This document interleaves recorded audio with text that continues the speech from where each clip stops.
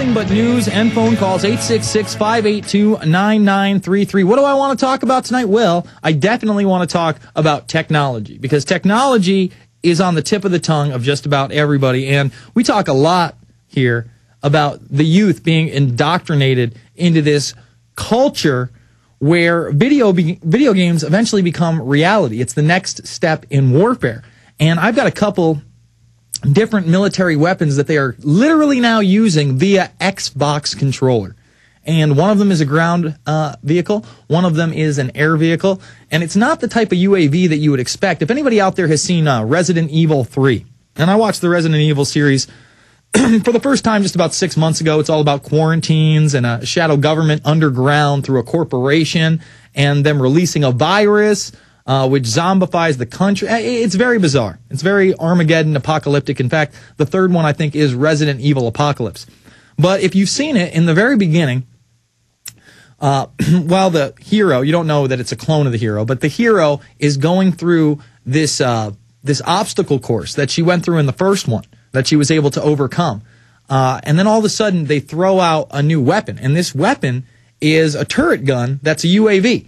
It's a flying turret gun. It guns her down. Now, you would think that that's science fiction.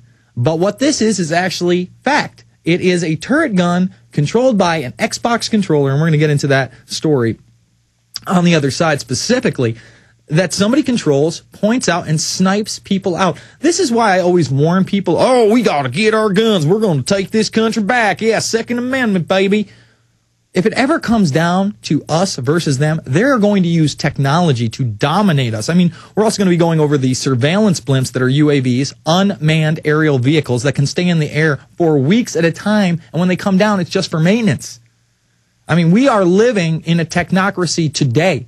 Schwarzenegger is talking about getting rid of school books altogether. Okay.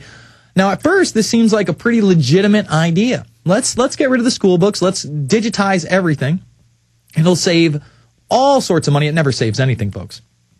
But, you know, in the public's eyes, they'll see this, that's right. Everybody has a computer anyway, and you can probably print out the chapters of a book. It sounds great. But if they pass the Cybersecurity Act and the Cyberbullying Act, all the information on the internet is going to be filtered anyway. So literally, they're going to eviscerate books. You won't have a history. And then if you want to get something off the computer in this new digital age, that will also be censored. I mean, it's literally like book burning in the 40s and 50s. So we're going to be going over that. We're going to be going over this story right here. IBM seeks to build the computer of the future based on insights from the brain. Okay, so this is going to be a big technology show. This is it. We're talking RFIDs. Coca-Cola and Dairy Queen are coming up tonight. And just amazing stuff. Dairy Queen wants you to attach an RFID sticker to your phone. And then when you go to Dairy Queen, you'll get a special. Okay, so they'll scan your phone. Oh, you get a discount. And then they can database what you bought. So track, trace, and database what you eat based on a discount. Kind of what you see at Price Chopper and all these other food chains that want you to have the Advantage card. They won't just give you the discount like via Walmart, which is, total demonology anyway. But they want to see what you're consuming. You see what the consumer is buying again and again and again. So that's very interesting.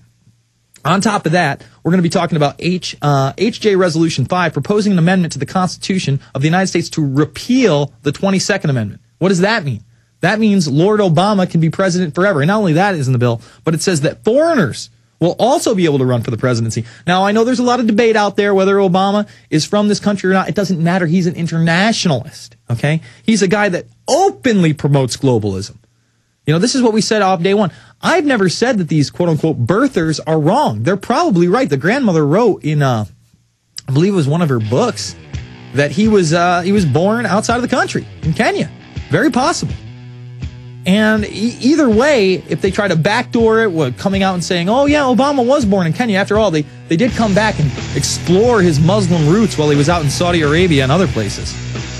So we're going to be talking about a lot tonight. 866-582-9933. This is the Infowarrior. Back after these messages.